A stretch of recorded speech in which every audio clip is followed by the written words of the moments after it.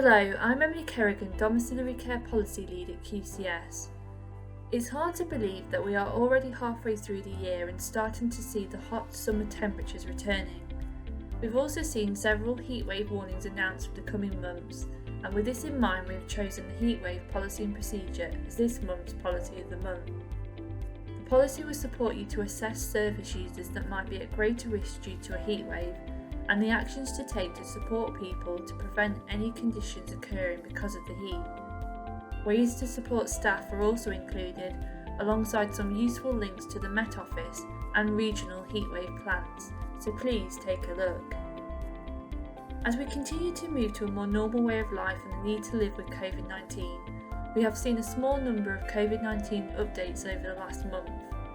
For England, infection control and PPE guidance has been reviewed and updated, whilst in Wales face coverings remain a legal requirement for all health and social care settings.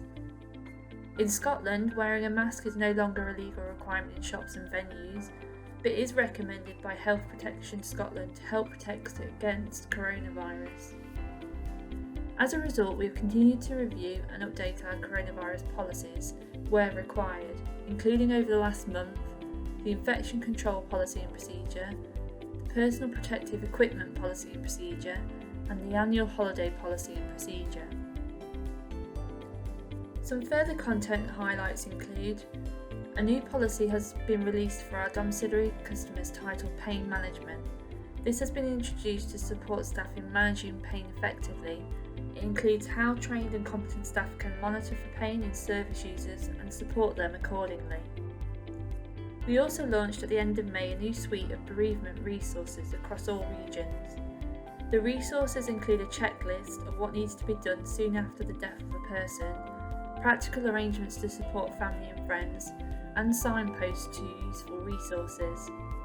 A card to accompany the resources being sent out and useful guidance to support staff during this difficult time are also included. For customers registering as new providers, CQC policy on documentation required for registration is subject to change without prior notice, and every effort is made to ensure our policies are updated as soon as possible. The following policies have been fully reviewed and updated over the last month to ensure they meet the latest CQC requirements: Recruitment Policy and Procedure, Safeguarding Policy and Procedure, Risk Management Policy and Procedure, Training Policy and Procedure. A new selection of blogs and expert insights have also been released in the last month. They include a monthly health and safety review from our partner NAPFNs, looking at reducing stress in the workplace. Whilst factors outside of work can cause people stress, employers should take reasonable steps to control factors within work that might affect the health of staff. This piece highlights the signs to look out for and some useful methods that might help to reduce stress in the workplace. Keeping with the theme of the workplace, NAPFNs have also produced another insights piece focused on how to reduce workplace violence.